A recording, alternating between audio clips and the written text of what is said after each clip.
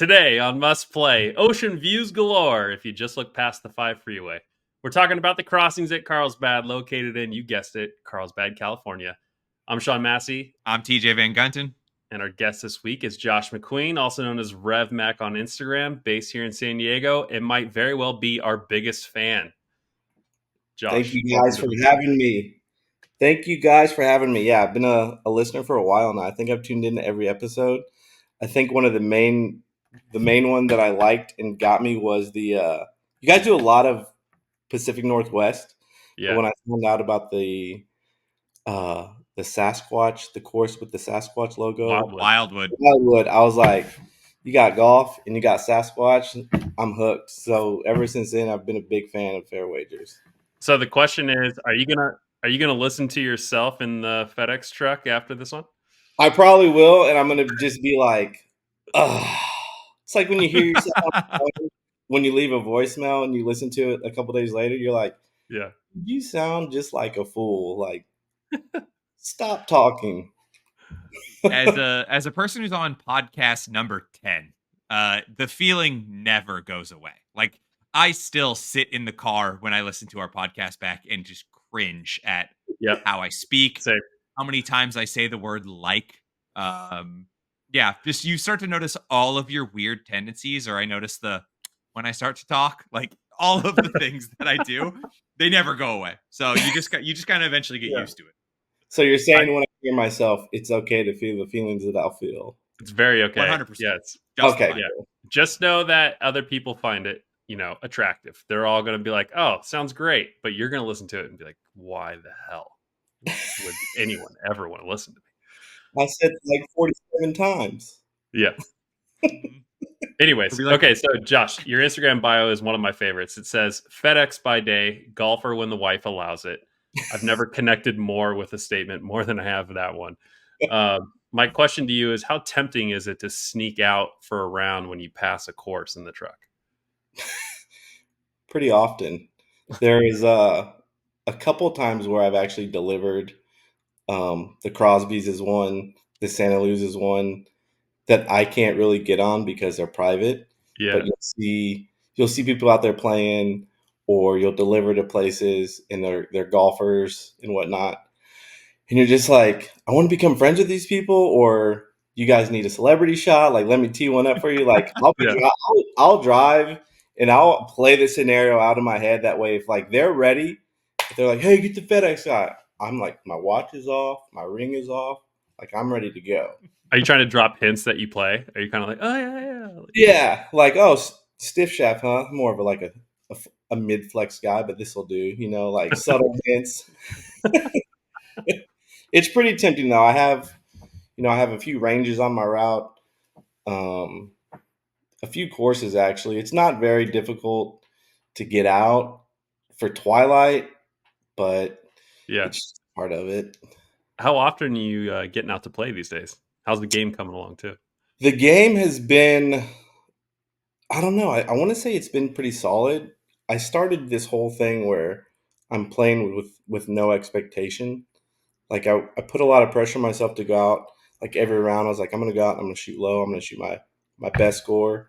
Yeah. And by hole 5, I'm like, this is the dumbest game ever. I don't know why I put myself through it. So then I just started playing. I was like, I'm just going to go out and have fun. And now I'm shooting like I'm playing some of the best golf that I've played. To answer your question, probably like once every 2 or 3 weeks. But I go to the range every weekend for a couple hours. I'll go to the driving range for 30 minutes and then just short game, chip and putt for like an hour and a half. Nice. Yeah. Man has hands. Like, the man is Please elaborate on this, TJ. I would love to hear that. So I played with Rev for the first time, God, what, 3 weeks ago at this point now? Mm-hmm. Maybe 2. I can't remember exactly. But watching him, I remember watching him tee off and watching him hit like actual like irons and stuff like that. And I know about what he scores. And I remember looking, and I was in the cart with him, and I said, you're really good, like 50 feet and in, aren't you? And he was like, yeah, I'm okay. Like, and he was being humble. And it just proved throughout the rest of the round where it was like, yeah, he's like, you can tell that he spends a majority of his time at the range practicing short game or putting, because everything around that was Smart man. very good and was an inspiration for someone like myself to stop going and hitting an hour's worth of balls and then chipping for 20 and calling it a day. Yeah. And to probably flip-flop those scenarios. Well, thank you for the compliment. Yeah, I don't know. You can hit driver and iron so many times at the range, but I feel like your scoring on the golf course, it definitely comes down to 100 yards in, 80 yards in, and around the green, how well you can place the ball and get up and down. So I struggled with that for like the longest time. So I was like, you know what? This is what I'm going to focus on for like 2024. And I went out there and did it. That, and I just lube up my hands with lotion to keep these nice and soft. These soft Okay. I was like, where's this going? No, yeah, I love short game. So, okay, I meaning to ask somebody who played with TJ other than myself and others that know him. Did he cover up the on-course anger issues well, or did he let some of his true self come out there? Like, what was he like on the course? So here's the deal. TJ told me that he's a 28 handicap, right? 26. Either Let's way, get things straight here. Yeah. 28, 26. The first 4 holes, I literally was like, "You sure about that?" He pipes his first drive. Sorry, he drives the green on his first drive, and the Wahoo in front of us picked up his ball, and TJ's like, why did you pick up my ball? And the guy's like, "Oh, I didn't think you had it in you." I'm like, "What? I didn't think you had it in you." TJ was What a like, great line. "You're like, what's going on here?" And then like the next few holes, I was just, is he really 26, 28? And then we got going a little bit, and then I kind of see like the slice or the fade, and Yeah. but he's a good golfer. Anger, I didn't see that at all. Like we had fun. I think he got more upset about my playlist, that it was just so random and all over the place. He made a few Yeah. comments about my playlist on the radio, but no, it was fun. I definitely want to go back out and play like a full 18 with him again. Hell yeah. Your $20 is in the mail, Rev. It'll See, be Josh, there by Friday. There's Yes. two sides to TJ, okay? There's professional TJ and there's personal TJ. And professional TJ is a delight in social situations, okay?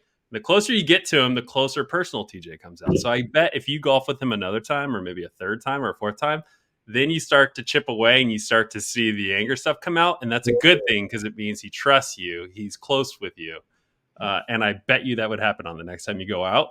But all that said, it's very manageable. Like people overblow it. It is not that big of a deal. I He's polished when it comes to professional TJ.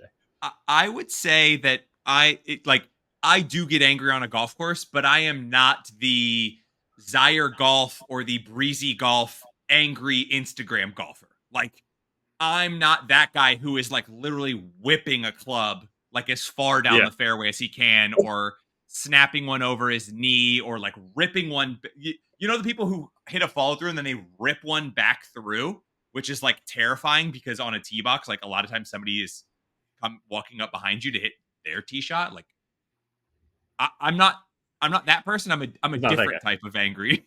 I need to steal from you a little bit about the managing expectations is what it really is. I didn't see any anger issues at all. Good. That's great to hear. Good. Well, you know what? This podcast was supposed to be about crossings, but we could just keep going about TJ if we'd like. If we just want to verbally dump on me for an hour straight, I could use that right now. You know, going into the holidays, I'm not stressed. I don't have anything going on. Let's just pile on. This is actually an anger intervention. They brought me on. Yeah. Well, from the last 2 people I've ridden in a golf cart with. Yeah. Let's segue it though to the crossings. Josh, tell me, like, where do you feel like this course sits in San Diego's golf scene? You know, what do you want people to know about this course? You got to put it up there in at least the top 10, in my opinion, as far as the layout of the course, the difficulty of the course, the range, the practice facilities, the whole overall ambiance from the moment you get there, the bag drop, they take it down to you. It has some gettable holes, but it also has some you need to be absolutely dialed holes. The price point is pretty fair. Even if you're, they have the JC, the local from Twilight until like regular, I think it's anywhere from like 40 to $130, which there's a wide variety of different times and all that, which is a pretty solid price depending on when you're playing for the course. Phenomenal course, Yeah. absolutely great course. Yeah, I'd say TJ top. There you go. TJ's checking prices right now, I think, after you said that. I was. I wanna have my place for bang for your buck when we get there. I forgot to What's look it at at? it. What's the price right now? So I was doing a little dual research here for looking at Augusta test and then also bang for your buck test. If you want to go play next Saturday at 150, it is $74. That's good. Uh, That's really good. the only issue with that currently is that you are probably not going to finish that round of golf. Oh, okay. Just because of where the sun is setting currently, you are not you are not going to finish that round. There At is all. no Yeah. shot. But like honestly, if you want like if you want to play Monday and play like prime time Monday, also $74. So there are no tee times on Thanksgiving, naturally. They may be running Um, like a early bird shotgun where they have everybody out, they take off have the two course. Yeah. tee times available on Black Friday at 2:50 and 3 o'clock, which means that everyone else even gobbled up all those 1 o'clock through like 2:30s to try and play any golf. Great pun. Great pun. Very good. Very good. Um, okay, so we usually do first impressions in the beginning here, but you actually said this is one of the first courses you played when you moved to San Diego, right? Yeah. So originally from Texas, moved out here in 2009, um, to go to the golf academy, and then I was with my cousin. We were trying to find a place to play. He's like, "Oh, let's go check out the Crossings." I was like, "Cool." Went up there. Probably my third week in San Diego. And yeah, the first course that I've ever played when I moved to San Diego was at Crossings in Carlsbad, which is pretty Was that wild. when you were like, man, I made the right choice moving to Southern It California? was. It was still kind of weird. Like I was still trying to figure out, like, man, I really just moved from Texas to California. Like, what am I doing? And now I'm like playing golf at this really nice course with like the views of like you can see the ocean and Yeah. what the heck? This is wild. So here we are. Yeah, Yeah. Nice. 15 years later, here we are. here we are. Everything led you to this moment right now. Yeah. Exactly. Yeah. Hashtag fate. Well, the course was barely open for a year and a half or so when you went there. So it was in good condition, I'm assuming, brand new. My first time was recently with TJ. He took us out there, and I knew about the course because I'm an obvious golf nerd that does research on YouTube, obviously, before I go play somewhere. Yeah. But it sets you up for how to maybe play holes, but it doesn't do justice to like the views or the ambiance or any of that kind of stuff. And so going there for the first time, I was pretty blown away. I thought that this was going to be kind of a more gimmicky, I guess I would say, for elevation changes and Yeah. canyons. My brain goes to what that looks like out here in the valley in Arizona. And I know that's like very photogenic spots, but not making a great golf hole. But I was impressed. The shot challenges off of the tee boxes, like which club to take. I love that part of golf. And this course really made you think. Um, Absolutely. yeah. So I was very impressed all around with Crossings my first time. Not every par four is a driver, or not every par five may be a driver. Like you definitely Yeah. have to be. You got to be smart, and you got to really like figure out like what's the best. How am I going to set myself up for my second shot? Because if you're not, then it's like, oh my god, this freaking game again. Like here we Yeah. go, boys. So it Yeah. makes you think, which is fun. It's compared to like your normal courses, that you normally play. Like that one, you definitely have to have some strategy involved, and that's one of the things that I like about it. Plus, every time I played it, it's been in pretty good condition, so there's really no complaints there. Yep. Yeah. What about you, TJ? Arizona will lull you into where they'll have like one hole that's got that different elevation change, and that's the one that is the thumbnail on Golf Pass and Golf Now, and it's the splash image, it's the hero image Yeah. on the home page, and you're like, ooh, this is nice. And you're like, oh, everything else is dead flat, and they've got this one mountain on the course that they built a hole on, right? Whereas like much like the crossings, there's a ton of holes that have the elevation change or the forced carry over a canyon. And they all vary enough that it doesn't become old. It becomes difficult and you have to think about it. But it does not become like, oh, we're just doing the forced carry again, or oh, we're doing the 50-foot drop again. Like, and I just Yeah. have to take 3 clubs off of it on this. The other thing is that generally courses, when they have the huge elevation change, it's for a par 3. At this course, they did not do that. I think I'm thinking of 10, and then I also think of 11, as both of those are par 4s that have humongous elevation changes, which is a nice change of pace because everybody does it on the par 3, and then also makes you think like, man, if I can hit driver here, but if I don't hit driver well, that's a lot of time for that ball to go in the direction that I don't want it to go in. Yeah. Like a very long time. Yeah. But if you are smart enough to play your slice or your fade or your cut or whatever you want to call it that day, you can benefit because you do have a lot of space to put it like out left. There's not going to be like a tree blocking the left side of the tee box. You can really spray it out there and let it work itself back into the Right. fairway. That's That's true. funny. But Yeah, you like that elevated on the par 4. Like you're watching it just go so far in the wrong direction for a while. You're like, oh my god, it's Yeah. yeah, On Yeah. 11, you're just like, okay, it's out of bounds already, and it hasn't even reached 50% of the way down, and yeah. you're like, this is gonna hit You're somebody. if it keeps going. already reloading the tee shot as it's still sailing. Yeah. Yeah. 11 For real. was really funny because I think I did put myself left enough where I ended up in the left rough of the hole. And I think everybody else that we played with ended up on the right side of the hole or almost OB. Like, I think just that's how I think so. I don't know. I went middle right. I remember I found that one little patch of grass that was in a random spot. You're right. You're right. Not trying to boast. No, not trying to I had a great force day your at own Carlsbad. narrative. Let me just say that, get ahead of it now. We had what do you think you're going to shoot at this course? And I hit my number, and I was very happy. And Oh, really? it What'd you shoot? probably helped me reflect how I played. How'd you play? I shot 4 over, I think. He's a stick. Man's It was a good day. I Man, guess the man, it's a really the good man day. you had a good weekend. You played Tory really well that week, Yeah. and then you also played Crossings really well. Yeah. Back to back great rounds. But Man. it's not about me, it's about the course. So let's get into the history. Before we do, we're going to hear more about our sponsor for today's episode, Bird Darts.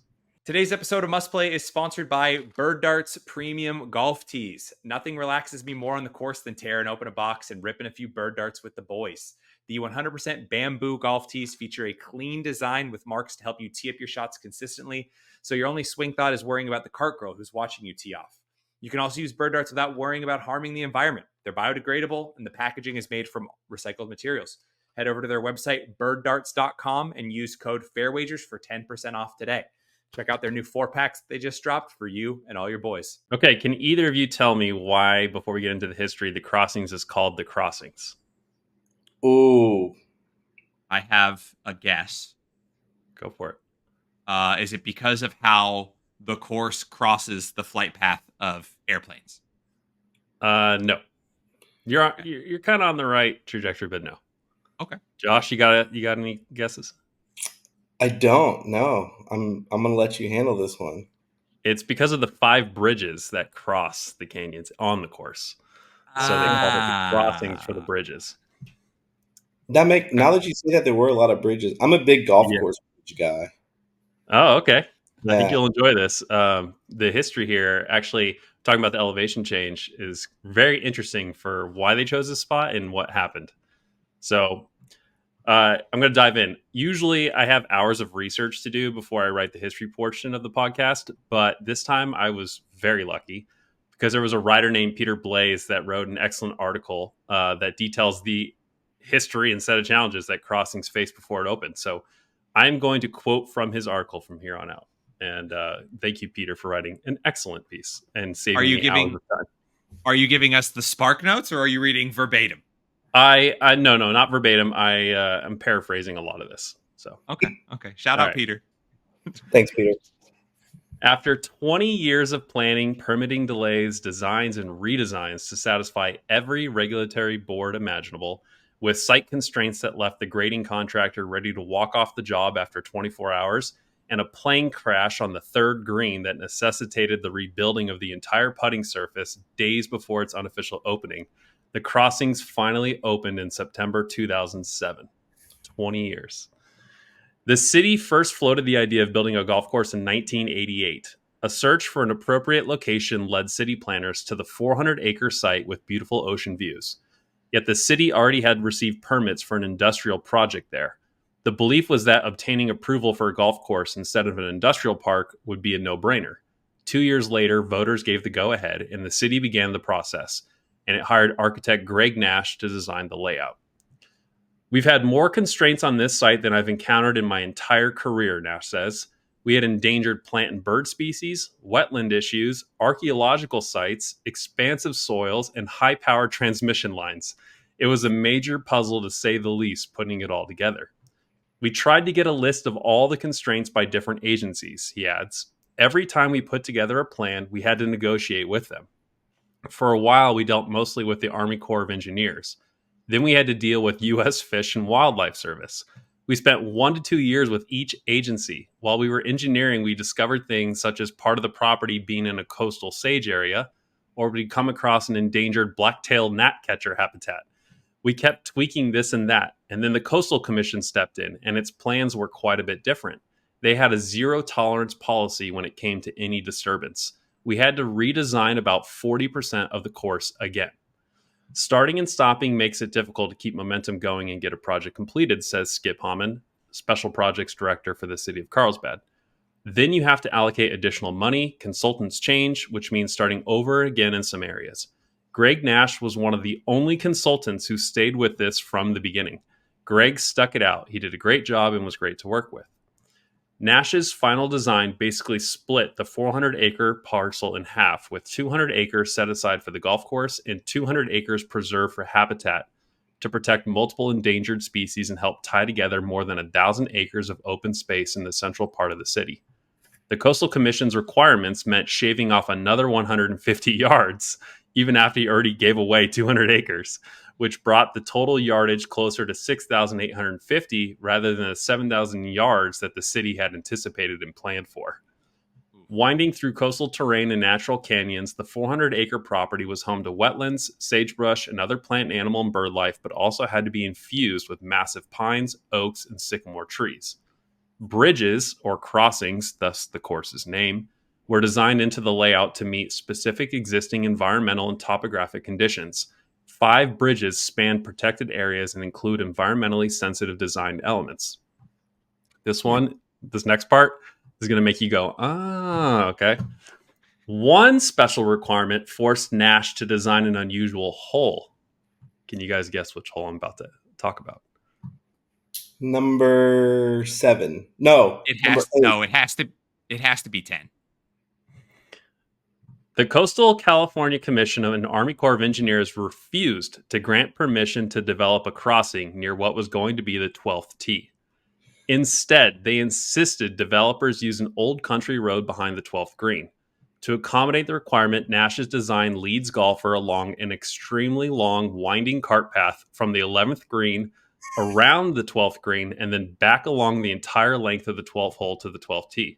And after playing the 12th hole, golfers exit the 12th green along the country road to the 13th tee. Nash said, "People are going to ask what the hell were we thinking when they play the hole?" But it was something that we couldn't negotiate or overcome. There was simply no place else we could go. This is so true. I can attest to this. TJ and I are literally on this cart path, and I was like, what were they? Why would they make anyone go this far? So now it kind of makes a lot of sense to... Yeah. It's kind of like, this is a little obnoxious. I'm not going to lie. There's no need for this at all. But now I can see why it was done. It seems so inefficient. 100%. Yeah. Yeah.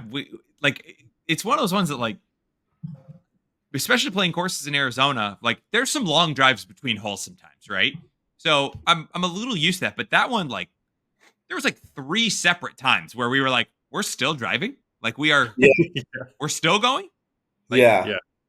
I also commented lot. how hard of a course this would be to walk because of all the elevation and then No, all these crazy long car paths.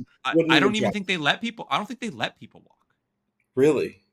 I don't. I I wouldn't even I can't. attempt wouldn't it. doubt it. I can't imagine. I mean, I just can't imagine somebody like seeing 10 and 11 and being like, "Yeah, I can't wait to walk up Yeah. / down that." Like, Yeah. give me a glizzy and we're good to go at the turn to walk Yeah. up and down these hills. That No just shot. that whole that stretch just makes an almost like a quick round into like it's not going to happen anymore. So like if you're moving, Yeah. if you're doing good on time, you're like I can finish, and then you get there, you're like, well, there goes that. Better Like, text the wife. yeah, it's Yeah. running a little bit longer than I thought it was going to because of Yeah. this 14-mile Yeah. cart path. Yeah, Yeah. like there's also like no quick way to cut the corner or anything between 11 and 12. Like, No. No. Okay, so diving back in 1988, the city estimated the course was only going to cost $7 million to build, but it took over 20 years. Ooh. And the final figure was $63.3 million to get this course done. That includes permitting, design, everything associated with preparing the course for construction and the construction itself, and it includes all hard and soft costs and all the changing in consultants. You can't just say it's a $63 million golf course, he says. It was the development of a difficult site for recreational enjoyment. Without the golf course, it would be a vacant property with a bunch of power lines on it. Some people might say that's fine. Other people wanted something different. It's not like the money was spent on grass, tees, bunker sand, and storm drains. It was spent on a number of things unique to that site. The project required 2 separate irrigation systems, one for the turf areas of the course and a second for the natural revegetated areas, which cost about $2 million apiece. Then there are several million dollars worth of bridges alone. Add to that almost 20 years of consultant and permitting costs, and there you go. It's a good addition to the San Diego North area, Nash says. The city of Carlsbad's in this for the long haul. Voters approved this project years ago, and despite the hefty price tag, the city believes it's getting something more than just a golf course. Fast forward to today, I'd say it's a safe bet to assume the city is happy with the result. Crossings does tens of thousands of rounds of golf each year, and the course is home to an amazing 28,000 foot clubhouse and a restaurant that locals frequent even when they're not playing. If you played here, then you know Crossings truly is unique. I agree. Just Yep. slightly over budget. just a slightly. little, not 9x, just 9x. You know, Loss about I budget. I grabbed my phone towards the beginning of that because I recalled you saying that it had opened up just briefly before Mac had played there the first time in 2009. And I was like, you said something in the 80s, and I was like, when did TaylorMade move to Carlsbad? Because a move like that or a company of that stature, you think would be like forcing the hand of a city to open up a course. I was like, how did they not have anything? How did they not have anything in the 90s? Come to find out as you continue to. So for the record, TaylorMade moved from Illinois to Carlsbad in like the late 80s. So they could have actually forced the hand of Carlsbad a little bit to start with the golf course. But as you continued with that story, it made a little bit more sense that they were trying to have a golf course. They were trying, yes. They were trying really hard to have a golf course. They just they couldn't get there. The article talks about how the multiple equipment manufacturers in the area was one of the draws of essentially the designer. But City Carlsbad thought we got to have a course out here because all these other businesses were here too. All right, so TJ, kick us off with some goods you have for the Crossings, please. Oh, all right. We can start at the top of the experience. Do like a good bag drop welcoming experience. Something just helps set the tone for the day when there is someone to take your bag down to the area. It gives you the impression that it is a nicer course. The service is something that is taken into consideration at said course. They know that having that nice attention to detail helps set the expectation that you're going to get nice service at the course. I also understand that now, like, oh, cool. That means that like the clubhouse or the restaurant is probably nicely elevated above something, which means it has a good view of the first hole or the practice facilities or something else, because they're going to take the bag down to where you need to go, especially being up in Carlsbad. So I was like, ooh, that's kind of nice. That's a nice little touch. And then I know that, like, oh, you walk out the back past the clubhouse and you're like, oh, I can see the putting green. I can see out to the range. I can see the chipping green. I think you can see the tee box of one, but like, it's not like it's the best, but you do get and then you do get a little sliver of the Pacific out to the west. So that was my first, like, good first impression of the course, and definitely a pro. That's not necessarily one that we like have fully incorporated into the must play test or that we talk about all the time, but I think it's a really nice touch. I would agree with that. Yeah, 100%. Josh, you said you took some notes before this, so go for it. What do you got on the goods? Yeah, the backdrop is definitely a plus. Like you said, touched on just like the hospitality side of it. Of course, it's not private. It definitely gives that extra little touch that makes you feel like the attention to detail. Like if they're setting the tone with the backdrop from the get go, it already kind of sets it, like that means that they're probably going to regulate pace of play. They're going to be organized at the tee box. They've taken everything into consideration. So definitely liked it. The backdrop is always a nice touch. Let's see, the pro shop I liked. I'm a big fan of pro shop banter. Like when you go in and Oh, you got yeah. working, and if you can kind of talk a little back and forth with the guys, if you give it, they take it. Like I'm a big fan of that, and they did a pretty good job of that there. So I've yeah. never considered that as a factor, but you're right. There is a little bit of that. Yeah, you got it with Tribal the pro language. shop, and then definitely with the marshals. Like some marshals they're just out there. I mean, we'll probably talk about it later, but some marshals, like, this is their full time job, and they're there to get the job done. Versus, they have a certain way to do it, and the banter, how it's done. Like I'm a big fan of it. So yeah. That's cool. It's funny because that's it. Like, I've never thought about it in that sense. We definitely dinged Balboa for having what we admittedly said was bad pro shop banter, and I think anyone who's played Balboa knows what we're talking about. Literally, but I've never thought about. I think Alex described it as that they hate their lives, and they just happen to also work at the pro shop. Yeah. But I've never thought about it also being a pro. But it's like, it's one of those things that, like, I think you come to expect, but it's actually a nice to have, not a must have. Yeah.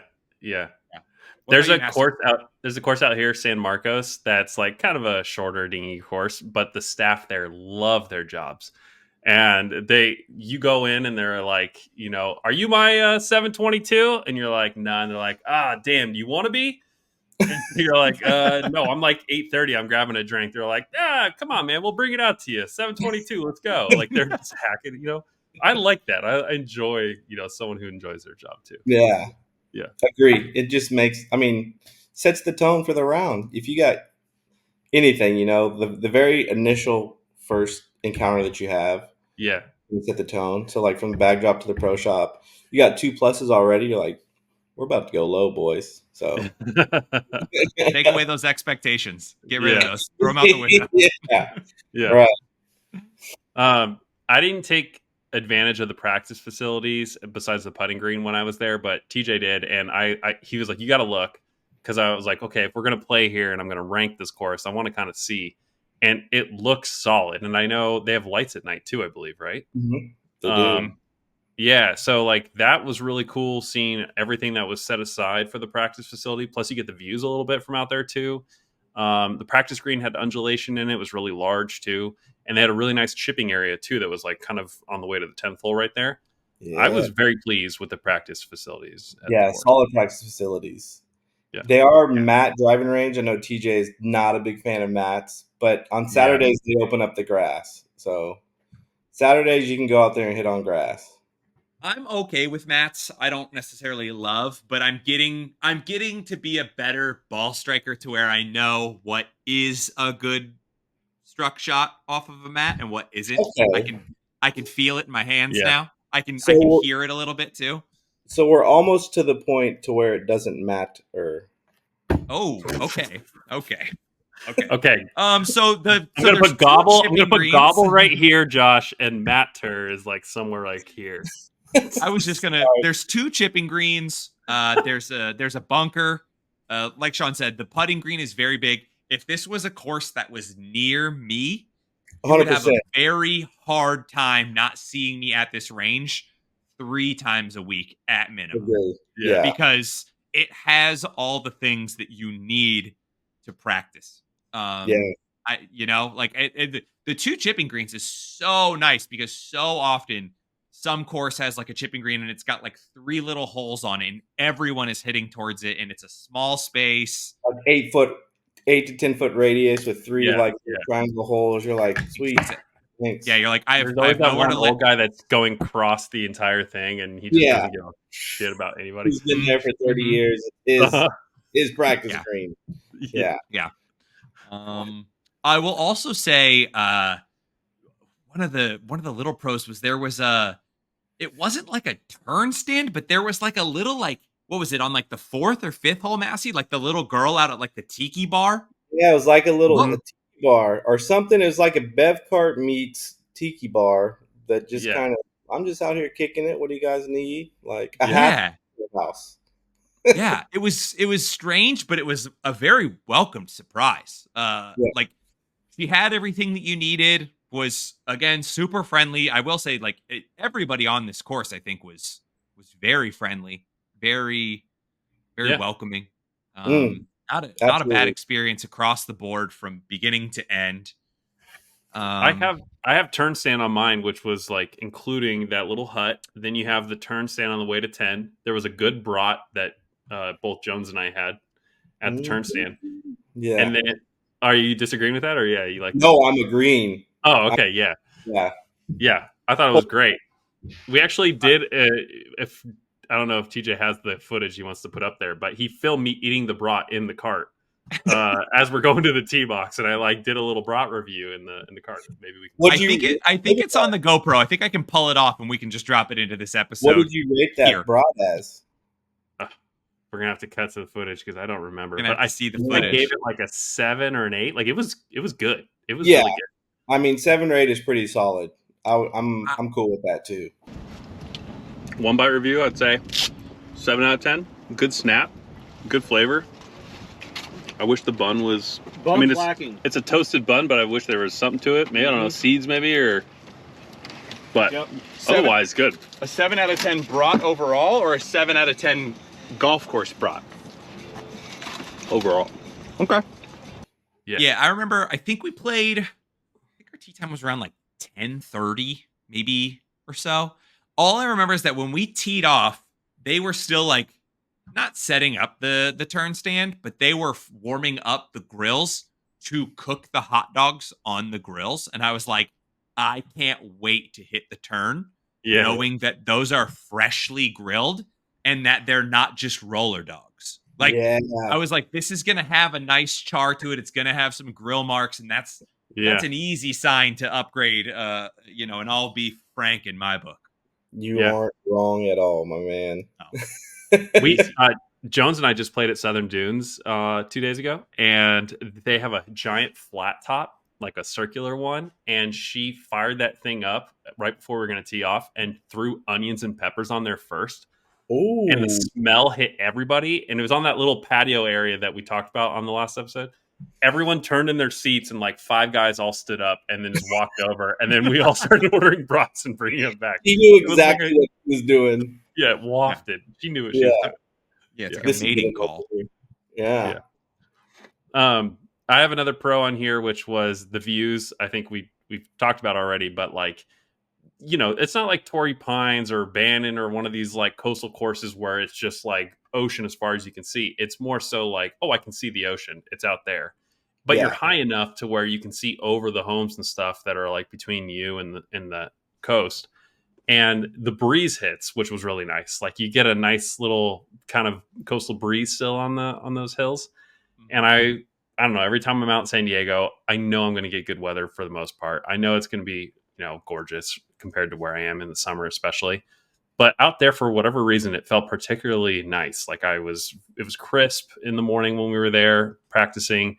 By the time we were playing, it got a little warm, but it wasn't too hot. And the whole time I was like very, very in love with the weather. I know that's not the course's choosing necessarily. I guess they chose the site. But I'm going to give it credit for that. You can. I mean, Yeah. you're not wrong, though. It's funny that you say that because the last time I played out there, it was like overcast. The weather, it was like we teed off at 12:30, and it was just like kind of gloomy. It had been perfect the whole week except for that day. So I walk in the pro. This is what I'm talking about, the banter.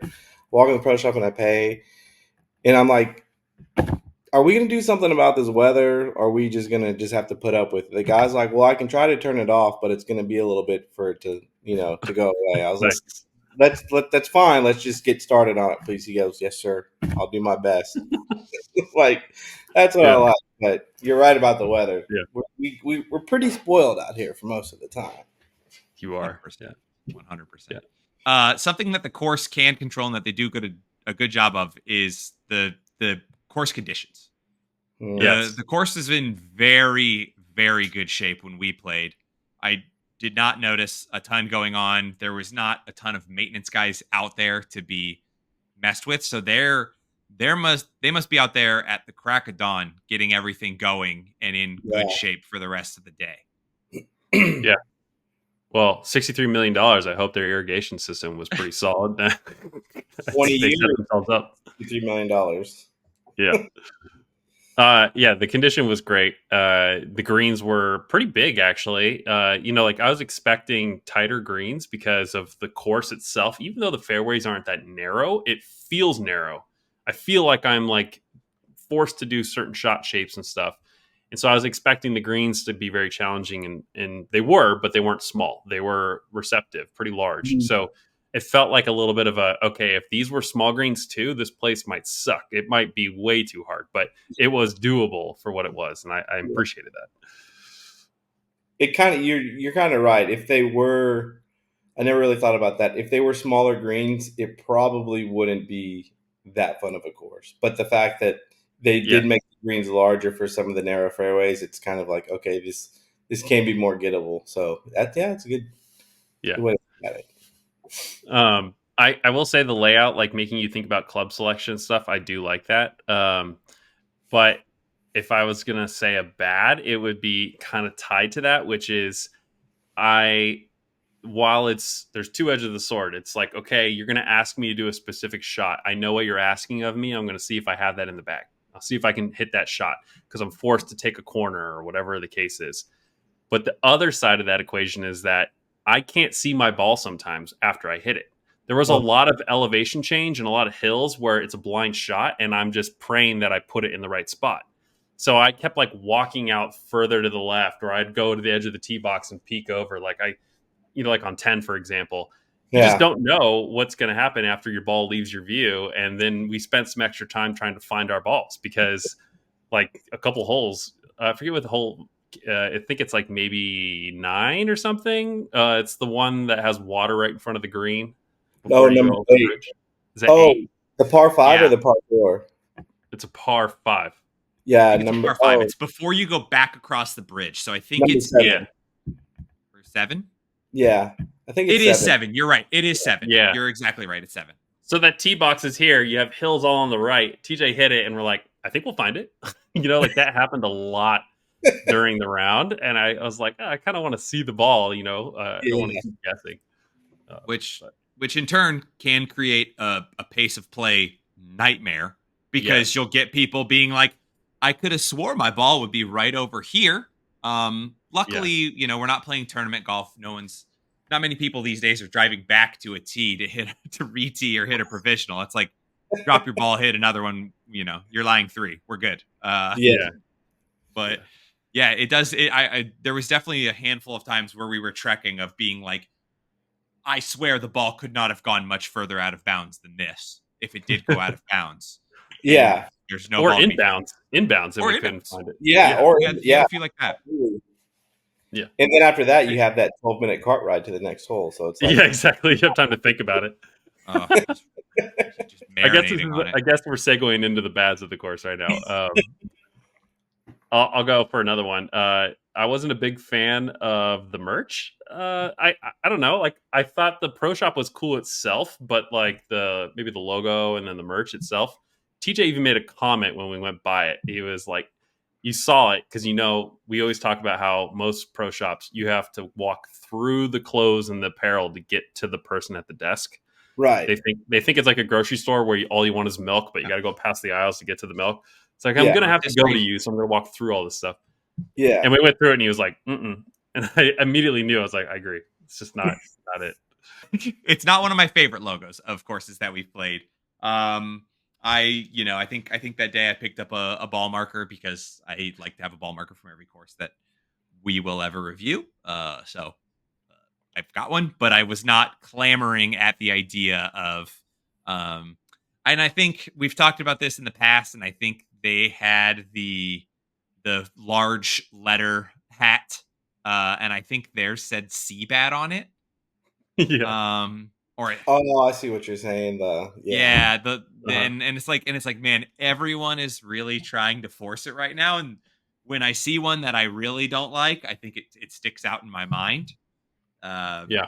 And that one I definitely was like, I don't love that, but that's that's just my personal taste, Well, Yeah. did you not like it because it just said "see bad" and it kind of, you thought of like a bad rapper, or you thought of like a example? Like, Yeah.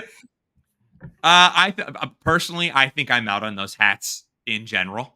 okay, I think I think they've ran their course. I think the first few times I saw them, I was like, yes.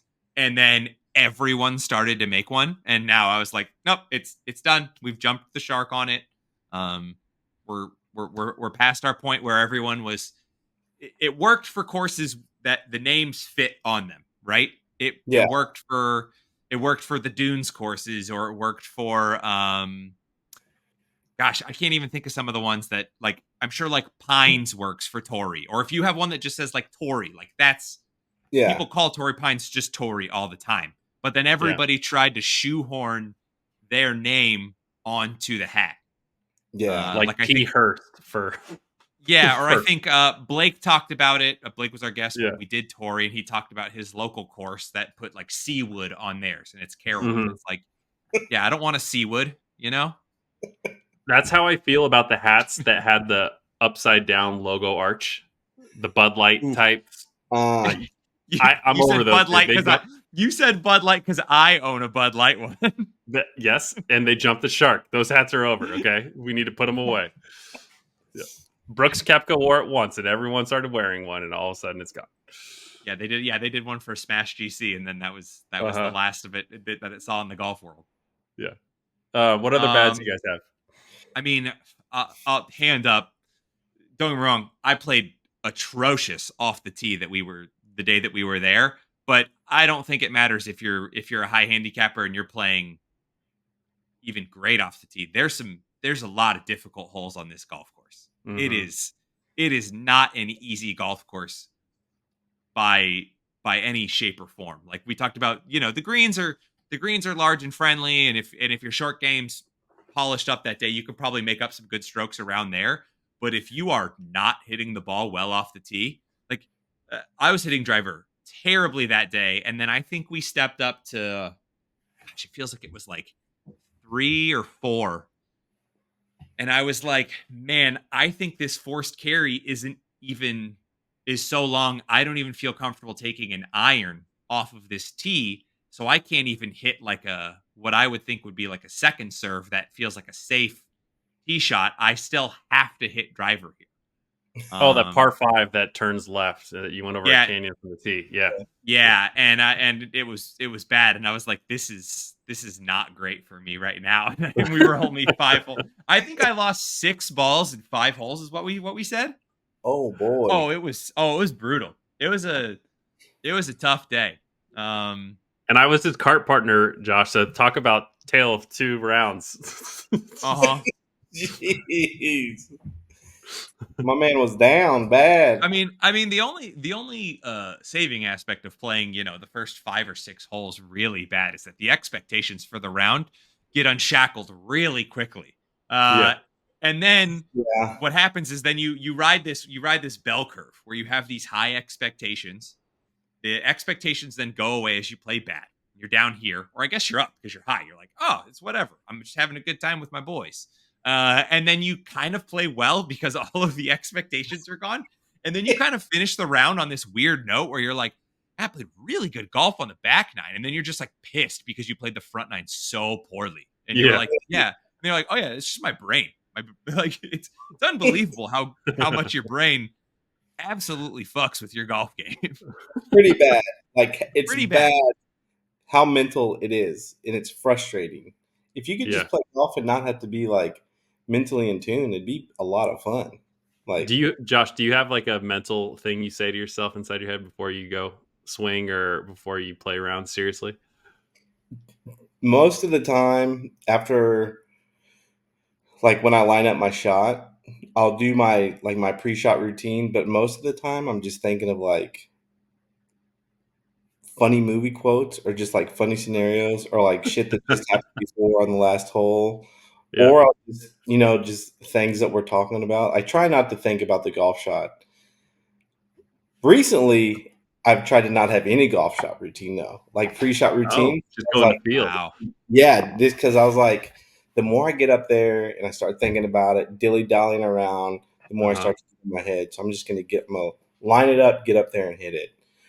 And it's been working out so far. I mean, like I'll still line up my shot, I'll still address it and everything, but instead of taking like 45 seconds to address it, look back, a couple practice swings, it's like, dude, just get up there and fucking hit the ball. Like, Yeah. we know what's gonna happen. You're gonna put it in play or it's going out of bounds. So, and it's been working a lot more. Like I just stop thinking about it and just get up there and hit it, and it's Yeah. working right now. Your body will naturally find its muscle memory, right? That way.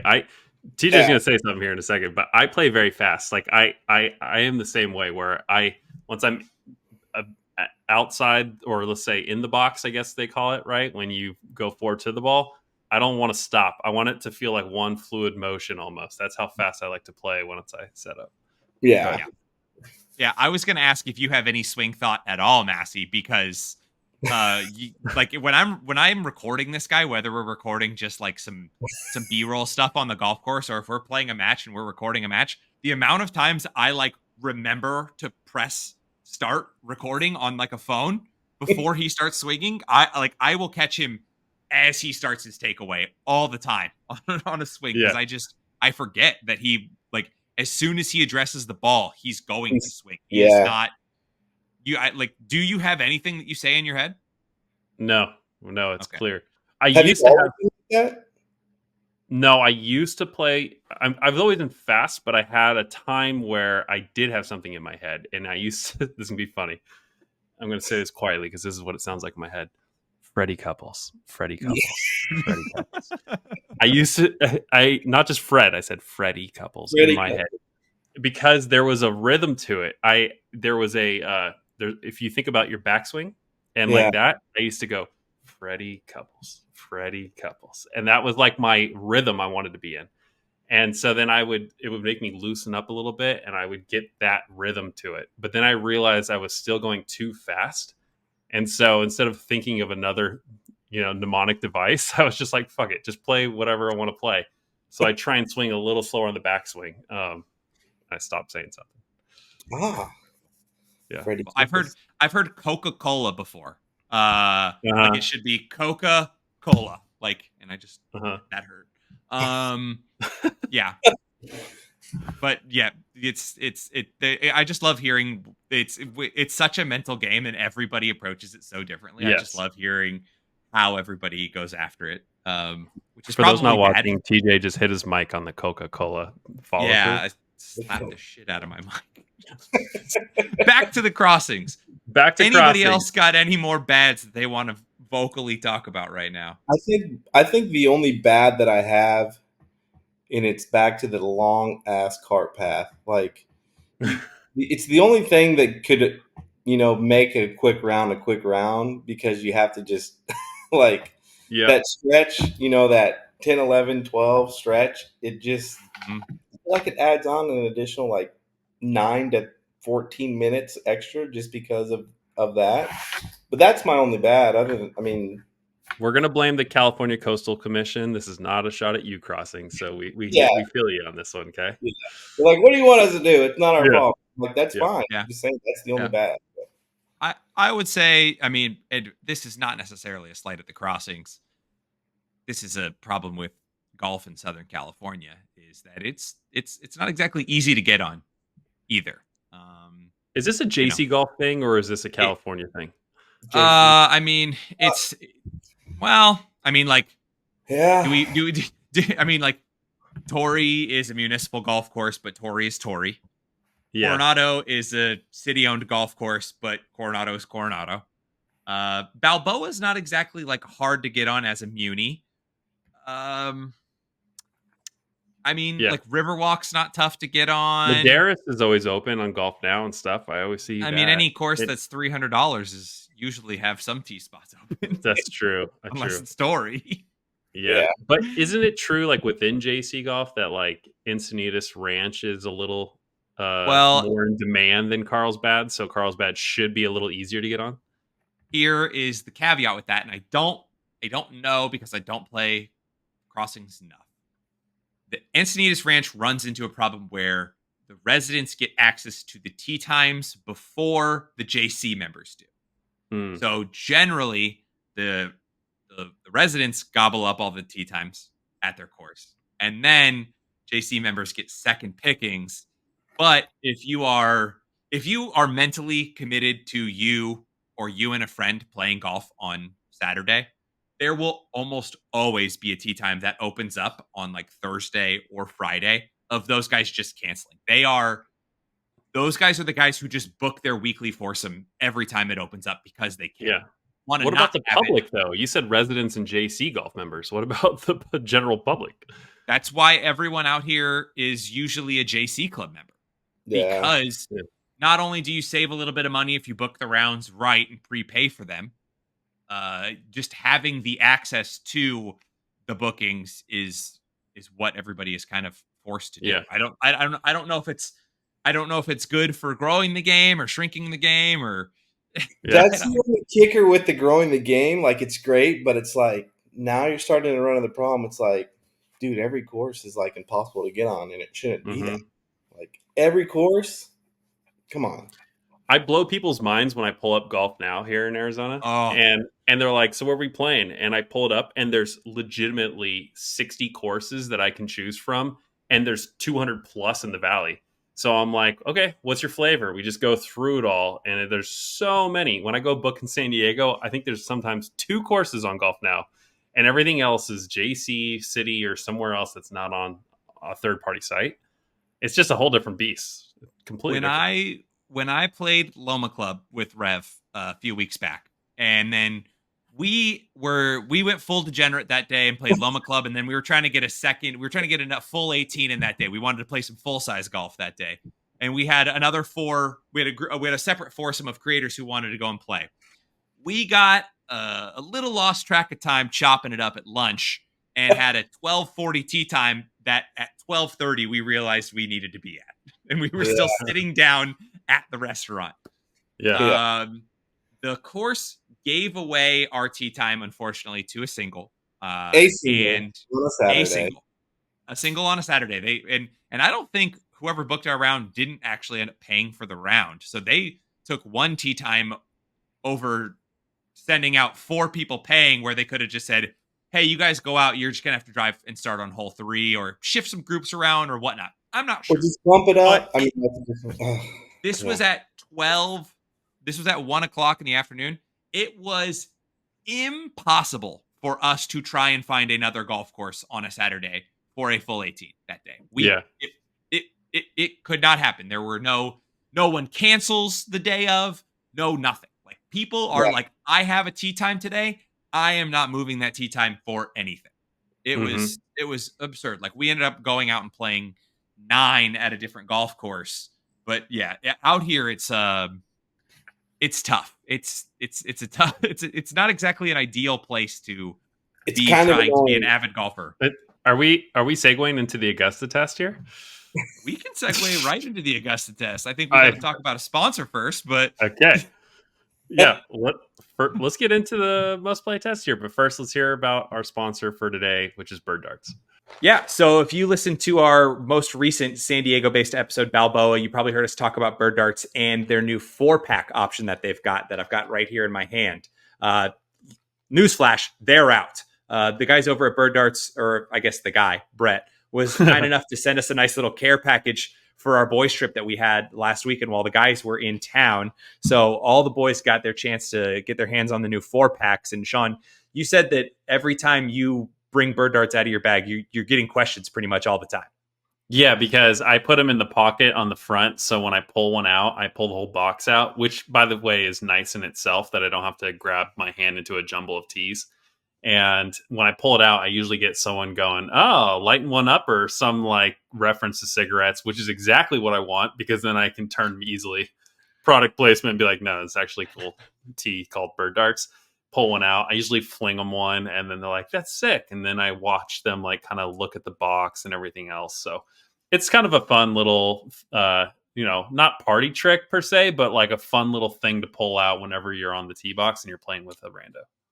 Yeah, I will say the attention to detail of the packaging and the aesthetic also helps it go a long way. I know they've got some other competitors in the space currently that are pretty much just ripping off existing cigarette brands for their designs. But I do like that Bird Darts look a little bit more elegant, much more put together. And then also, like, if you want to go and make your own and you want that put together nice feel, they do co-branding. So I know Brett's got a lot of things in the works with some other brands, golf courses. I think he's got like some corporate events that he's even cooking up right now where he's got a lot of designs kind of in the hopper. And don't think that your company is too small or too big for him to work with you. Please, like, go reach out to him. They can mock some stuff up really quick and just figure out what the minimum order quantity is for you guys and get some cool stuff for maybe your next golf event. Or if you've got, a lot of people in your company who just happen to be golfers who would like to maybe rep your brand, but on some tees, like hand up. I love just wearing things that my company sells sometimes because I like repping my company. So if you're one of those guys, definitely go reach out to the guys over at Bird Darts. And if you want to go reach out to them, it's birddarts.com. It's not spelt weird, but I will spell it out. BIRDDARTS.com. And actually right now, I think we're still running a 10% off discount if you just use code FAIRWAGERS.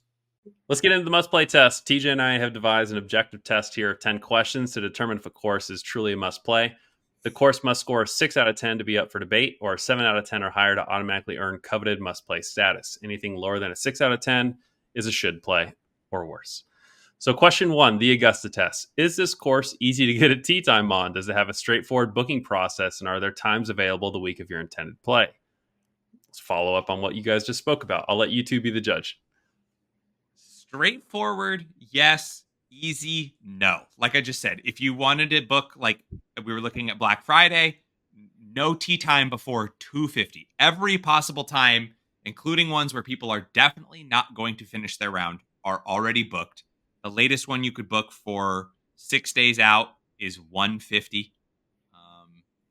It's the plight of San Diego right now. Is tee times are hard and fast to come by. Like it's Free the tea.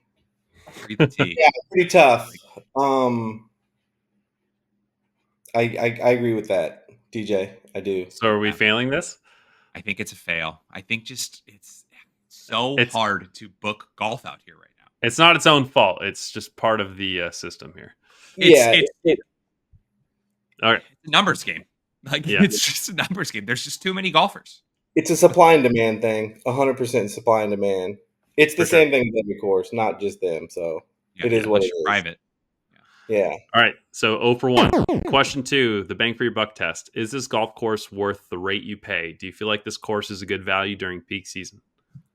I think so, especially given the price we just looked up too. If you can get on, it's a good value in my opinion. Yeah. 75. Weather's going to be a little cold, whether you tee off in the morning. Probably really nice during the day. A little chilly if you're trying to play that twilight round, pack a pullover. Pull out of your jacket once the sun starts to creep down. But I can't imagine that this course ever gets probably above $130 or $140. And that's a price that I would pay here to play when the weather is perfect, right? Like Absolutely.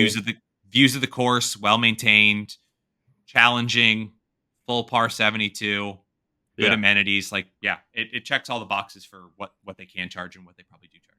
Totally agree. 100%. Definitely worth the buck. Okay. So 1 for 2. Question 3, the Iverson test. Does this course have good practice facilities? Would you spend time warming up or just head for the bar before the round? Talking about We talking about practice, not a game. Josh listens to this all the time, so he knows. He knows. He knew it was coming. Yeah. He's a basketball guy too. Yeah. I've seen him wear a Tracy McGrady jersey. You know, he knows this stuff. I'm a big basketball jersey collector fan guy. Nice. He knows. Why don't you kick us off? Do you think this passes good practice facility? 100%. Yeah. From the range to the putting green to the chipping area to the bunkers that you can practice in. Yeah. At nighttime, they also, like we said, it's mats, but one day a week they open up the grass. Not a lot of places do that. The place I go to, it's always mats. I wish I could go, to play at practice at the crossings more regularly, but it's just, for me, it's a hike. But 100% a pass for me, absolutely. Yeah. If your practice facility would be a good practice facility, if it wasn't attached to a course, you're going to be a definite pass, right? So that's a good point. This is something that if this was a standalone practice facility, yeah, it'd be a few bays short of what you actually need and maybe a few putting holes short of what you'd actually expect. But I would think that this would be somewhere where I would go practice if it was just by itself. So it's a pass for me. Yeah. Nice. All point. Okay. So 2 for 3. Question 4, the Jonesy test. Could you see yourself spending $100 on merch in their pro shop? Do they have a logo or apparel worth wearing? I'm in fail on this question. Anybody disagree? I'm indifferent though, because sorry, I would say I think I did for my first time because it was my first course there. I think I bought like a polo or a hat. And most golfers, we all have our thing where we got to buy something from a pro shop. And now that a polo and a hat is easy, 120, 130 like combined, or a flag pin, whatever. It's easy.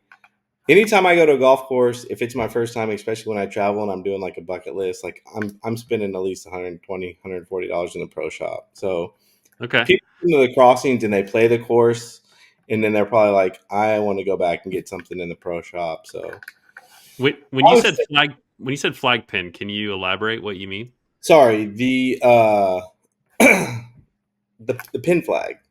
What are they called? Oh, okay, the actual flag. I'm picturing you going to Capitol Hill wearing your little flag pin on the lapel of the I was like, are you collecting like flag pins for like suits or? You just made me think I've been calling something wrong the entire time. Yeah, I like to buy. I collect the flag pins from each course. He still said flag pin. I love it. Yeah, it's not a flag pin. I think it's pin flags. They're like flags. It's a pin. No, you're right. Fucking flag. It's a pin flag. It's a pin flag. Yeah. Yeah, your grandmother's brooch. Yeah. Or he's out here stealing pins from the holes. I need that flag. Good catch. This one beer is really catching up to me right now. All right, so you're indifferent. You're indifferent for the record, TJ. I'm a fail. I think the logo, for anyone who doesn't know, you could Google it, but it's 2 waves. It's kind of meh. It's the CC though, isn't it? Are they C's? Oh my gosh! Wait a second. Hold on. This just change his opinion.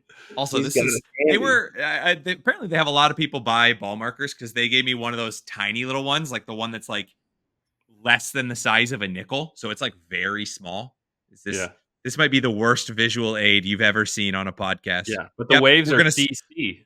Strike that from the record. We're gonna cut that. But okay. Now that I see that the waves are a CC, that has bumped them up, but they are still a fail. It's a creative logo, though. It's not a Sasquatch, but it's a pretty creative logo. Yeah. It's a better logo, but there are many more golf courses out there that I would rather buy merch from. So if you are asking me where it ranks upon the pantheon of must-play logos of courses we have ranked, it is near the bottom. So it is a fail. So that's 2 for 4. So question 5, the buzzworthy test. Are there multiple holes worth talking about? Does this course have more than one hole that a group would want to immediately go play again? I think so. So I I think think so too. I think so too. Go ahead. I was gonna say, what are your holes? I want to hear 2 holes from you guys that you think Oh, are like me? the 2. Yeah, Number go for it. 7 is number 7 and number 8 back to back. I like that par 5 where you Yeah. kind of either you can. I'll try to go for it on my second shot, depending on how I played leading up to that round. Yeah. If not, then I'm laying up. And then number 8, I think number 8 is probably my favorite hole on the course, just because like if you're having a good day with your driver, it's a gettable par 4. So it's either like a high risk, high reward. Like you can either get after it or you're not. Mm. Yeah, eight's the one that's got that little canyon right before the green, correct? Where Yeah. it's either like a really hard forced carry with your driver if you've got it that day, or you've got to hit like a higher wedge, like a 4, or sorry, not a wedge, an iron, a higher iron. So like a 4 Yeah. or a 5. Yeah. You come up a little short. You don't want to risk running into it. Right. Massey, you did get on the green in 2 on 7 when we played, right? You almost like plugged a 3-wood, didn't you? Yeah, I did. Yeah. Yeah. That was a great I told TJ, Yes. I was Now I like, remember. yeah, he goes to the right on that hill, and that was the hole I was talking about where you kind of lose the ball around the corner. Yeah. I put it out towards the left, and it's not as far as I want it to be. And then I see the water, and I see the green is shaped kind of perpendicular to the fairway. But for some reason, man, I just felt like I had it with that 3-wood that day. So I told TJ, I was like, I'm gonna take this on. I'm gonna do this. And we were in a kind of playing a game as well. So I was like, I really want to get there in 2. And I hit it. And the second I hit it, he goes, "Oh, Massey." And I just felt it in the air. I was like, this is either going to be a spectacular plunk in the water or it's going to land. It hit its mark on the green, plugged right then and there. Like, didn't even bounce. Nice. It felt so good just seeing that happen. Good Yeah, for because you. I think I doubted you because I was like, look, this green is not long. Yeah. like it's more of a long green than it is a deep green. So I was like, you don't have a ton of space to like, especially with my trajectory of how I hit shots. Like if I'm hitting a 3-wood, it's gonna hit and usually roll out a little bit. It's Yeah. not going to just sit. And you did exactly what you did. The rare thing that golfers love to do, where they visualize a shot and then they hit that And exact execute it. Yeah. shot. Yeah. Let's be clear. The goal was not for it to plug. I knew it was going to roll out. I thought it was going to roll out, but there's that hill behind it a little bit. So I thought I had a bit of a backstop. Yeah. Release into it a little Yeah. bit.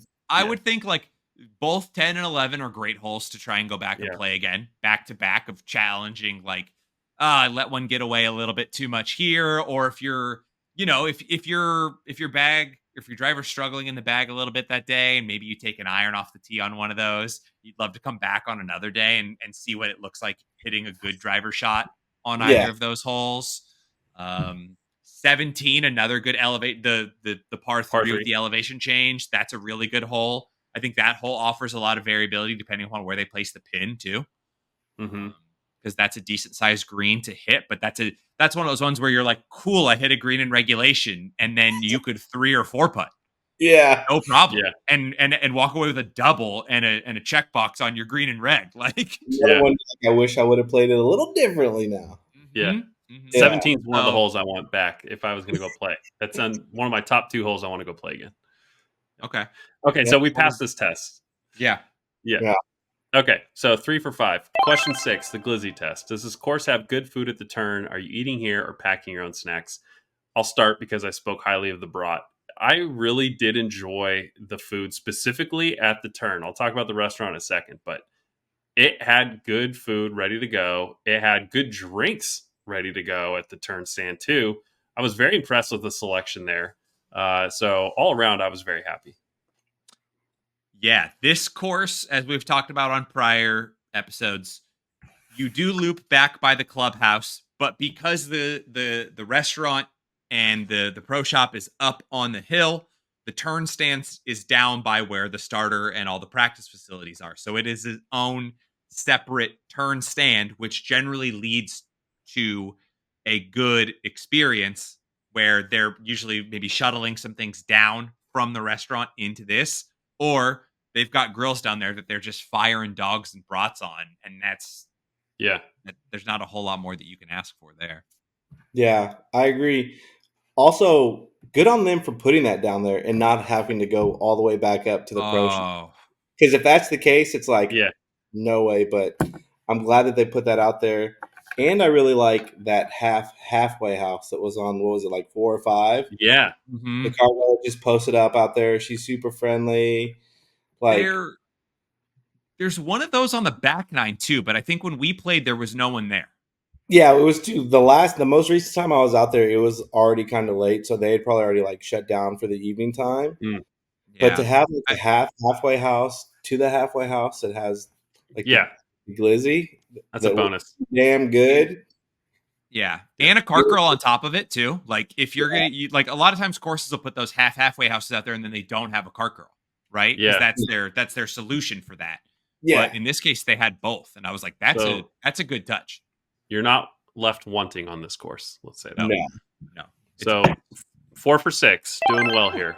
Question 7, the Marshall test. Does this course have a decent pace of play? Can you rely on a relatively quick round here if you have somewhere to be after? so I actually have a funny story about the Marshalls out there. Okay. Once again, if we're going back to banter talk, I like marshals that do their job but don't take their job serious. Like you patrol the course, you're not a cop. Like you pace a play. Like we Yeah. get like and like we were out there. I think we were on hole number 2 or number 3, and we see the marshal come in, and we're just like, oh my god, what's gonna happen? And he rolls up to me and he's like, guys, I'm in the need to make some money today, so I need y'all to listen to me. I need you to listen to me real clear. And we're like, oh my god, what the hell's going on? He's like, that group in front of you guys bet me that y'all couldn't keep up with them. So the next time I see you guys, somebody's gonna have to pay up. And he just drove off, and I was like, that's the most well done way I've ever seen anybody do that. I was like, Yeah. does he just have that prepared? So, and we saw him again. He didn't come talk to us. He just gave us a thumbs up, like you guys are good, man. So Yeah. That's a great line. yeah. Yeah, I want to see a marshal look at me when I see him and make eye contact with me. And if we're playing slow, either give me like a little watch tap or give me one of these. Like, I don't need to be talked to. You're not a principal. You're not a cop. Like, just let me know that I'm not holding up my end of the bargain today, and I'll fix it. Right? Yeah. Yeah. We should do a segment on like great one-liners you hear from marshals. Just like all the You do a Mount Rushmore on that of good golf course worker one-liners. Okay, so are we saying though because of them, like this course has decent pace of play? I think so. I mean, the starters from the very beginning, they took the time to explain everything for like the first timers. They get you going. Yeah. I didn't have any issues with the marshals. Like I said, they weren't overly doing their job. They had a really good attitude, which falls in line to everybody at that course had a good attitude. The only thing that can ruin the pace of play at that course is that. Never mind. Yeah, I'd say. Yeah, the cart paths and how long the course is. I will say that definitely could play into it, but it wasn't even that bad when I played it. I only played it once, but I don't think it was a bad pace of play when we were there. Was it, TJ? No, we didn't. We never ran up into the group behind us. I don't think we ever had the group behind us run into us. It wasn't like I still think that there's a space in the world for enjoying your food at the turn, but that's a different. That's an entirely different soapbox that I'll get on someday. Yeah. But yeah, I think everything was good. I think maybe because pace of play was fine, and if it's people looking for their balls, that's generally not something that the marshal necessarily has to do. Like they can speed people along, but that's usually someone's style of play or them not recognizing golf etiquette. The 10th, 11th, 12th scenario may give you the feeling or may give you the optics that the round is taking longer. It's slogging and it's dragging a little bit, but I don't think that that's actually the case. Like I think we played in a fairly good clip of time. I don't think there's a ton of issues out here. Yeah. Okay. So we're going to pass this one. So it's doing well here. 5 for 7. So question 8, the high handicapper test. Would a mid to high handicapper enjoy this course in typical conditions? Is the course fair to all handicaps? Are the greens or pin positions fair? No, absolutely not. I hated this day. This was a terrible day. I snapped at one of our buddies pretty early on in the round for saying something about me playing bad, and I was like, "Yeah, no shit, I'm playing bad. Like, I'm very aware that I'm playing bad." There's that anger It, y'all were talking about. it definitely yeah. came out that day. It definitely Mistake. came out that day. Like I said, I think 6 balls gone through like 5 holes. I think I lost like 2 on the first hole alone. It was rough. I would love to do a TJ. I'm so sorry. I've been really picking on you on this podcast. I'm fine. Tough skin. Okay, this one's not going to be that bad. But one of my dreams is to do a snap cut of TJ. It's him at the very beginning of the round, dapping everyone up, being like, "What's going on, fellas?" Then it's a cut to him losing his shit in the middle of a hole. And then it's a cut to 18 where he's shaking his hand and he's going, "Hey, great time out there, guys. Great time out there, guys." Bell curve, man. The bell curve. We can make that happen. We can make that happen for sure. Yeah. Plights of being the redheaded guy who is supposed to have a short fuse and actually being the redheaded guy who has the short fuse. Like I am sometimes it's just one thing that sets me off and I'm off the deep end, and then other times that nothing can set me off the deep end, you know? Or the things that you think that are gonna rile me up don't. And because Shawn, you and Jeff are very notorious for this, for trying to bait me into things that you know are gonna upset me. You guys are constantly being like, "Watch, I'm gonna like fuck this thing up on purpose because I know it's gonna piss off TJ. Like I'm gonna say something. I'm going to say something wrong about an NFL quarterback so that TJ will be like, "Are you stupid?" Like, and just, bait me, just ego bait me into these things. They're baiting you. It's true. So, it's true. But also I think I'm very camera aware. So I think when we are playing on camera, I'm like, you got to keep it together on camera. Professional TJ.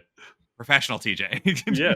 Yeah. But there's no one I would rather golf with more. Like, even despite that, and I make fun of you, like, he's an absolute vibe. TJ is so much fun to be around all the time. He absolutely was. Yeah. I will if I'm gonna pat myself on the own back, I will recognize when I am being a bad time and then immediately be like, "You're being a downer right now, and someone else is depending upon you to not be a downer." So then I compensate and overcompensate on all-time vibes to try and like be like, "Massey, what do you want to listen to?" Or like, then I'll start to like talk to you through your golf shot and like be like faux caddy, 26 handicap caddy. I'm a better coach than I am a player. Oh God. Okay, back to the question. I'm failing this one too. I do not think that's good for a high handicapper. Josh, I don't know if you, for posterity reasons, want to agree or disagree. I would say yes and no, just because it's a pretty tough track. We'll say no. I was only going to say, TJ, you played really well that day we played together, in your 26 handicap.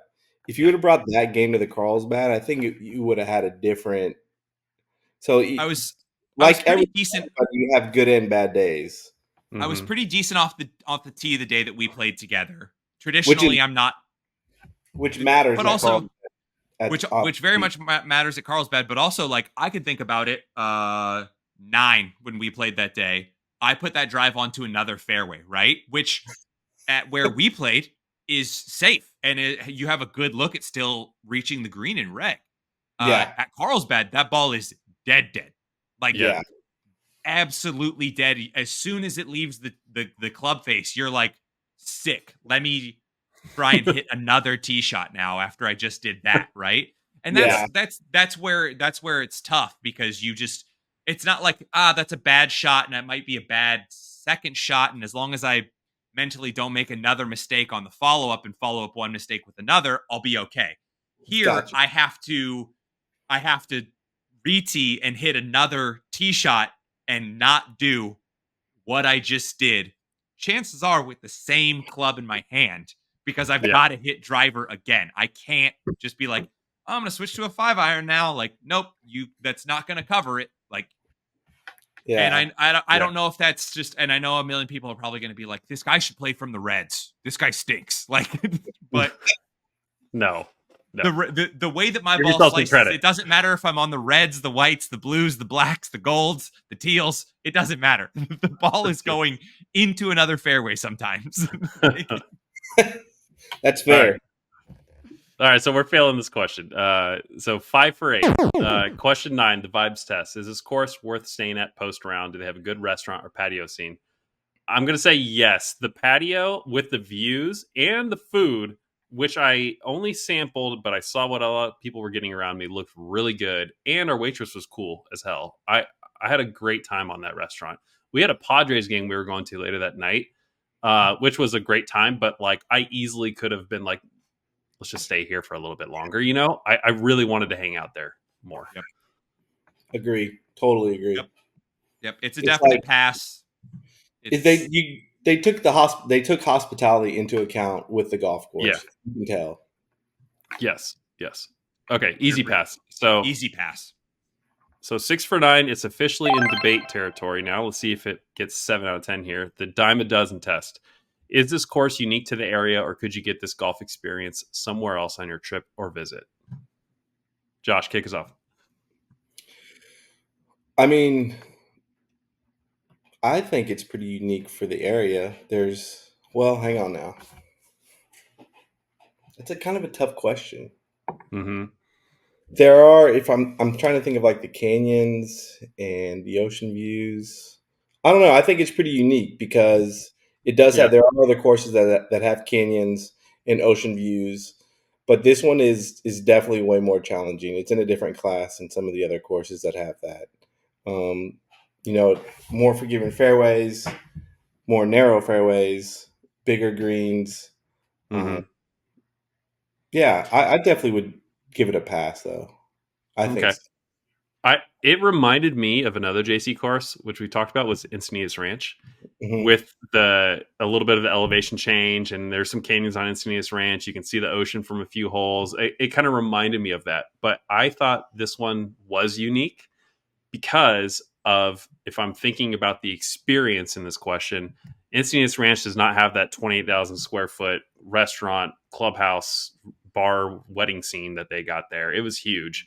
And it just felt more well put together as a resort almost, where I felt like you add that to the course and that made it stand out for me. It felt very much like you're going to stay at the Sheraton up there or another hotel next to it, Legoland even, and you're like, oh, I'm going to go play that course as part of a package or something like that. And that felt like a uniquely Carlsbad experience right there in those canyons. So I would Agree. pass it. Yeah, I would say it's got a lot of features that other courses have potentially in the area, but it amps up those features and those benefits, and that's what kind of makes it like a little unique. Like it's got elevation changes like Balboa, or it's got the valleys and the canyons like Encinitas Ranch, but it's more. It's elevated above that. Like the valleys and the canyons at Encinitas Ranch are on some holes, but then you'll also have another fairway that runs next to it, so you don't amp up the difficulty as much. Like to a lot of locals, Encinitas Ranch is known as Easy Ranch. We won't talk about how many times I've broken 100 there as a 26 handicap, but it's like the first place that I notoriously broke 100, and then everybody was like, "Well, you broke 100 at Encinitas Ranch. Like, let's have you break 100." Was it with else. me that time that we were there?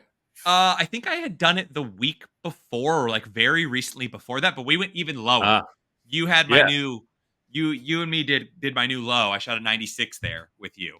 So Is that still that's not your PR still, is it? I think it is right now. I haven't Really? played like a ton of full course, full rounds in the last few months. I've been playing a lot of nines, or if I'm playing 18, it's on an executive. I mean, we played. I mean, that day at Carlsbad, I think all shots considered was like a 115 or something. But that was after I shot a 99. I shot a 99 at Torrey North like 2 days before that. So I was probably feeling myself a little bit, but that's neither here nor there. I think this course is unique to the area. I also think it's probably the only golf course that's public in Carlsbad. So I mean, if you're in Carlsbad and you want to play golf, this is the place to go do it. Don't go bother driving anywhere else, right? Stay here and do this. You're gonna, if you you didn't pack balls, buy a dozen at the pro shop and Yeah. pray that you don't have to buy more at the turn. Yeah. They took time, to pay attention to the details, though. Like they figured Mhm. out. They had 20 years, but they figured it out, right? Yeah, exactly. So I think it's official then. Yeah. 7 out of 10. So it is a must play. Congratulations to Crossings at Carlsbad. Yep. Nice. Okay, real quick, Josh, you go by RevMac on Instagram. I follow all your stuff. I know you guys just did a little meetup, but is there anything else going on soon that you have coming up that we should be watching for? Let's see. Definitely going to try to put together another meetup in San Diego with the same group. We are trying to get, some more women involved too, some more ruin creators. I think would be good in the mix. Let's see. I'm going to be taking a trip to the PGA show in January, so I'm going to try to get some footage of that. Looking Nice. forward to that. And just, some more content that I'm going to be pushing out, during peak. It's about to get busy for work, so the whole FedEx by day, golfer when the wife allows it, may take a little bit of the more of the FedEx side. Yeah. But yeah, just going to try to put out a little bit more content as I can and get this thing going. Yeah. You're I going to want need to a I want to January. I want to say one for Rev here. This man at the time of recording is at 1992 followers. Get this man to 2K. This man has been grinding. Get this man to 2K. If you are out there and you don't follow RevMac and you listen to this podcast, you should go follow RevMac right now and make sure that he gets to 2K, because I know he's going to run a giveaway. He works with a ton of cool brands. He's going to give away a bunch of cool shit. So go do it Yeah. so you don't miss out on that. Like, I'm going to plug him because he won't do it. He's too humble to do it. I've been sleeping on some items for a while now that I'm like, I'm not going to do this until I hit 2K. And I'm like, slowly. Now I'm like, all right, boys, we may be getting close. So thank you for that. Yeah, 2K. Just in time for the holidays. Just in time for the holidays. There may be a Santa sighting on my page. So Ooh, okay. yeah. Well, I heard rumor that the next meetup might be in the Temecula area or maybe somewhere up there. Could be. Yeah. That would Okay, be if it is, I think I'm coming out in January, so maybe we can Really? make this work. Yeah. That would be cool. I would be down for that. Absolutely. Would love to have you out there. Hell yeah. All right, TJ, go for it. Play us out. Yeah. So if you are listening on Spotify, make sure to rate the episode, rate the podcast. It really helps out a ton. If you're watching on YouTube, please hit us with a like, maybe a subscribe, maybe a comment. All those things help the algorithm. We're all slaves to the algorithm. So, and also always don't just trust us for our ranking. Make sure you get out to these courses and establish your own. These are just our opinions. We would say go out and play any of these courses. Figure out if you love them. Figure out if you hate them. Other than that, we'll see you guys next time. Thanks for having me, you. boys.